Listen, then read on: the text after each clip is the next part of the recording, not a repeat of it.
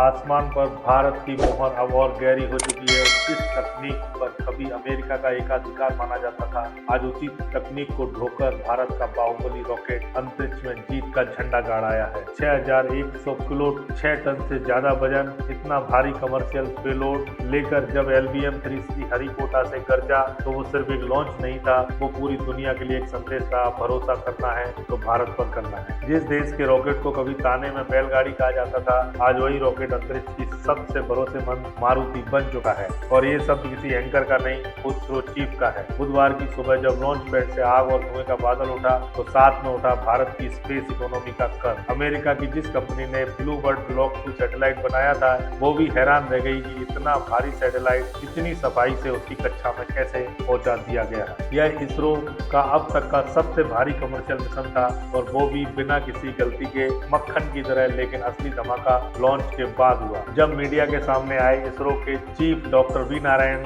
उनके शब्दों में सिर्फ जानकारी नहीं थी, आत्मविश्वास था। उन्होंने LVM-3 को सीधे सीधे भारत की मारुति कह दिया। अब आप सोचिए, भारत में मारुति का मतलब क्या होता है? ऐसी गाड़ी जो धोखा नहीं देती, पहाड़ हो या रेगिस्तान हर हाल में साथ निभाती है। बस वही भरोसा अब इसरो को अपने इस रॉकेट पर हो चुका है। यही LVM-3 चंद्रयान 2 को लेकर गया, यही LVM-3 चंद्रयान 3 को चांद के दक्षिणी ध्रुव तक पहुंचा कर आया, और अब लगातार छठी बार बिना चूके सफल उड़ान भर चुका है। स्पेस साइंस में लगातार 6 फ्लॉलेस लॉन्च को कोई इत्तेफाक नहीं कहता, यह सिस्टम पर भरोसे की मोहर होती है। और जब भरोसा पक्का हो जाए तो उस पर सबसे कीमती चीज रखी जाती है, वह है इंसान। जी हाँ, इसरो चीफ ने साफ कर दिया है कि गगनयान मिशन के लिए यही LVM-3 चुना गया है। अगर भारतीय एस्ट्रोनॉट किसी रॉकेट के कंधे पर बैठकर अंतरिक्ष जाएंगे तो वो यही बाहुबली होगा। लेकिन इंसानों को भेजने से पहले एक बेहद सख्त परीक्षा होनी है, और यहीं से कहानी और भी दिलचस्प हो जाती है। डॉक्टर नारायणन ने खुलासा किया है कि 2027 में एस्ट्रोनॉट्स भेजने से पहले 2026 में 3 अनक्रूड मिशन लॉन्च किए जाएंगे। अब सवाल उठता है कि अनक्रूड मिशन क्या होते हैं? सरल भाषा में समझिए,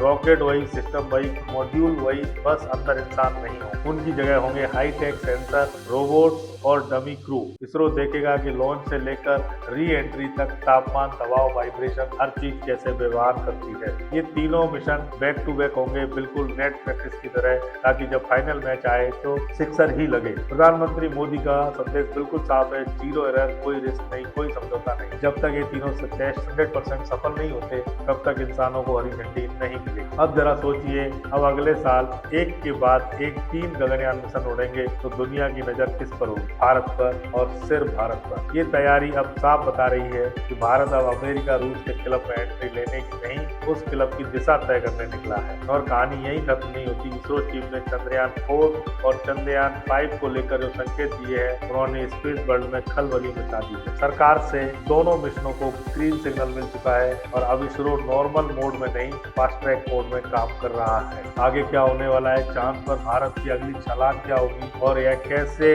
चीन की नींद उड़ाने वाला है? डॉक्टर नारायणन ने इस मौके पर एक ऐसी लाइन कही जो इसरो की सोच को एक ही झटके में बयां कर देती है। उन्होंने कहा, इसरो में हम मानते हैं कि कड़ी मेहनत का इनाम और ज्यादा जिम्मेदारी होता है। मतलब साफ है, देश को तय, सरकार को तय, इसलिए वैज्ञानिकों को छोटे लक्ष्य नहीं, सीधे सीधे बड़े टारगेट दिए जा रहे हैं। चंद्रयान 3 ने सिर्फ लैंडिंग करके इतिहास नहीं रचा, उसने भारत के लिए अगला दरवाजा खोल दिया। चंद्रयान 4 सिर्फ चांद पर जाने वाला मिशन नहीं होगा, इस बार लक्ष्य है चांद की सतह को खोदना, मिट्टी और सैंपल इकट्ठा करना और उन्हें सुरक्षित धरती पर वापस लाना। यह वो तकनीक है जो आज भी दुनिया में गिने चुने देशों के पास ही है। और चंद्रयान 5 वो तो इससे भी आगे की कहानी लिखने वाला है। इसरो की लैब्स में वैज्ञानिक दिन रात एक ही सपने के पीछे दौड़ रहे हैं, भारत को उस स्पेस रेस में सबसे आगे खड़ा करना, जहां फिलहाल अमेरिका और चीन एक दूसरे को पछाड़ने में लगे हैं। सरकार ने भी इसरो को साफ संदेश दे दिया है, जो चाहिए वो मिलेगा, बस तिरंगा अब चांद तक ही नहीं, उससे आगे भी लहराना चाहिए। यही है विकसित भारत 2047 की असली नींव। अब जरा उसे खजाने की बात करते हैं, जिसे आज हमारे हमारे मारुति रॉकेट ने आसमान में पहुंचा दिया। 6100 किलो वजन वाला ब्लू बर्ड ब्लॉक सैटेलाइट कोई साधारण मशीन नहीं है।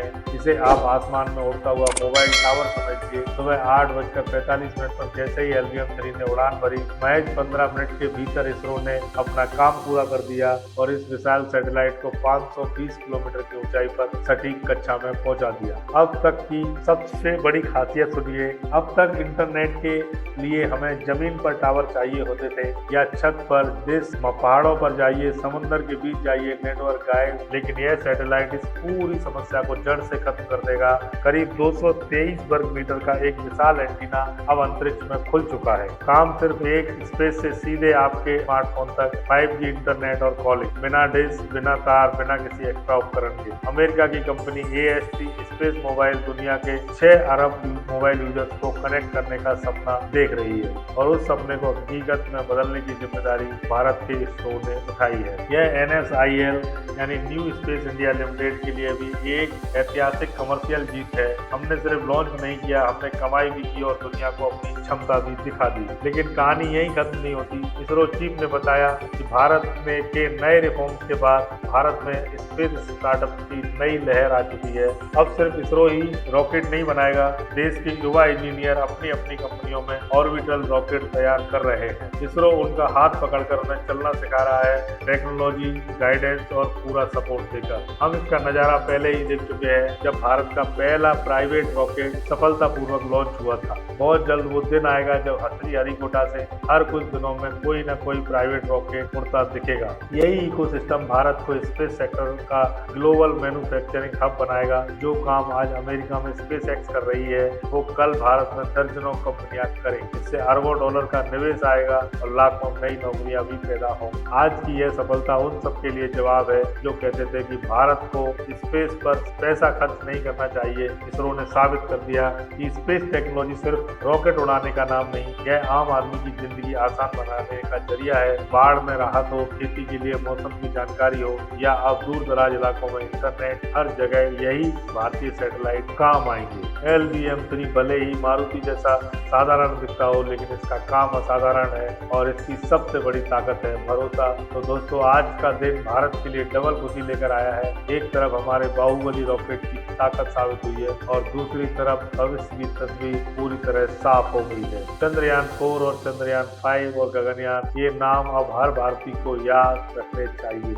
आप क्या सोचते हैं, क्या 2027 में भारत इंसानों को स्पेस में भेजकर सुरक्षित वापस ला पाएगा? और क्या इसरो की यह रणनीति भारत को SpaceX जैसी कंपनियों का मुकाबला करने लायक बना देगी? अपनी राय कमेंट बॉक्स में जरूर लिखिए, क्योंकि नए भारत की आवाज आप ही हैं। जय हिंद, वंदे मातरम।